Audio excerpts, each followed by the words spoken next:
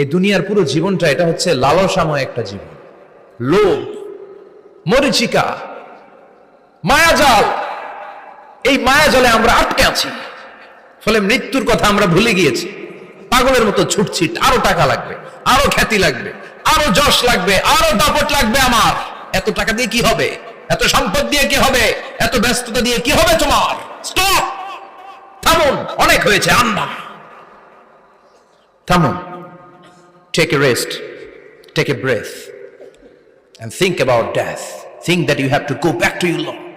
একটু বসেন না, একটু ভাবেন যে আমাকে চলে যেতে হবে, চলে যেতে হবে। এই কোলাহল, এই ব্যস্ততা, এগুলো থাকবে, থাকবো না আমি। সাইয়েদনা ওমর ফারুক বলেছেন, মুতু ক্বাবলা আন তামুতু, মরার আগে একবার মরো। হাসিবু ক্বাবলা আন তুহাসাবু আলাইকুম, তোমার হিসাব নেওয়ার আগে তুমি একবার নিজের হিসাবটা করো না। কাগজ বের করে একটু লিখো না, কি কি ভালো কাজ করছিলা, যেগুলো দিয়ে নাজাতের ওসিলা হতে পারে।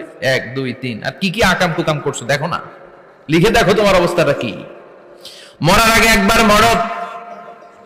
মরার আগে খাটের মধ্যে শুয়ে শটান করে চোখ বন্ধ করে একবার মরার ভান করে দেখেন কেমন লাগে।